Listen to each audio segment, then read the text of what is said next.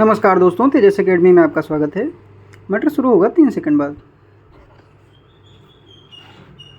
चीन की इस परिकल्पना का वर्णन करने वाले दस्तावेज में कहा गया है कि विज्ञान और प्रौद्योगिकी मुख्य उत्पादक शक्तियां हैं जो अपनी क्रांतिकारी ताकत से देश को आर्थिक और सामाजिक विकास की दिशा में धकेल सकती हैं। दिलचस्प यह है जानना कि अपने पिछले प्रदर्शनों की असफलताओं से चीन ने जो सबक सीखे हैं उनमें प्रमुख हैं समर्थता प्राप्त करने के लिए लगातार विज्ञान और प्रौद्योगिकी के नाना क्षेत्रों का बहुमुखी विकास, जिसकी ओर ध्यान न देने के कारण ही उसे बार बार असफल होना पड़ा है।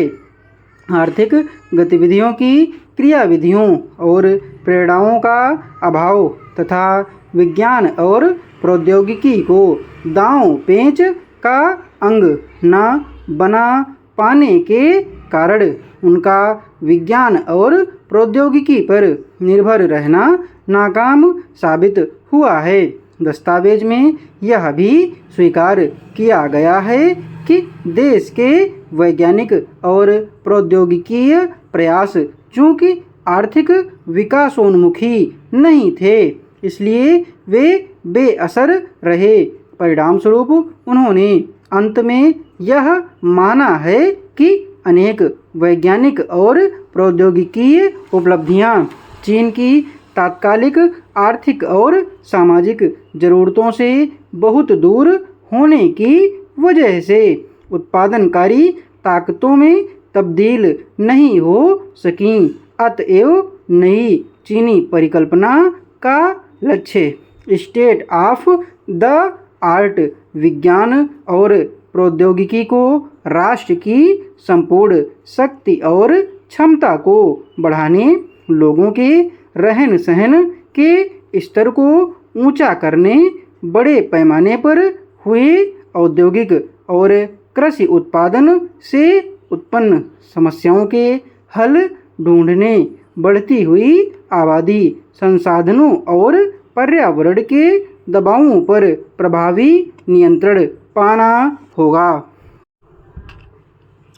सन 2000 तक चीन अपने औद्योगिक क्षेत्रों को उन प्रौद्योगिकीय स्तरों तक लाना चाहेगा जहां तक विकसित देश 1970 या 1980 तक पहुंचने में सफल हुए थे और 2020 तक उस स्तर पर जिस तक वे 21वीं सदी के प्रारंभिक वर्षों में पहुंचने में सफल होंगे। लक्ष्य है क्रमशः विकसित देश से दूरी को पाटना।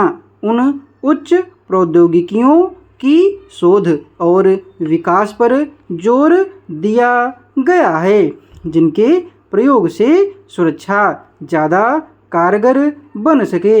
इनमें से कुछ प्रौद्योगिकियां खास परंपरागत हथियारों की विशेषताओं में सुधार लाएंगी और इस प्रकार क्रांतिक बन जाएंगी। कुछ प्रौद्योगिकियां भावी सैन्य योग्यताओं में वृद्धि करेंगी। अन्य प्रयासों का उद्देश्य भी सैन्य योग्यताओं और हथियारों को और ज़्यादा विनाशक, घातक और कातिल बनाने का है।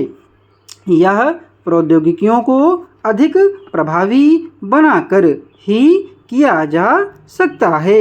इस बारे में भी अथक प्रयास करते रहने का कार्यक्रम है कि आत्मरक्षा के सामरिक उपायों को अधिक प्रभावी और धारदार बनाया जाए। न्यूक्लियर बाधक और निवारक दोनों समर्थताओं को भी उस स्तर का बनाया जाए ताकि वह सुरक्षा, विज्ञान और प्रौद्योगिकी के सब क्षेत्रों में विकसित के विश्व सभी देशों के बराबर आ सकें। आधारभूत सिद्धांत यह है कि देश आर्थिक विकास विज्ञान और प्रौद्योगिकी से प्रेरित और संचालित हो और आर्थिक विकास प्रौद्योगिकीय सिद्धांतों के अनुकूल हो, ताकि दोनों एक दूसरे को संजोए रहें, बढ़ावा देते रहें और दोनों का सामंजस्यपूर्ण विकास होता रहे।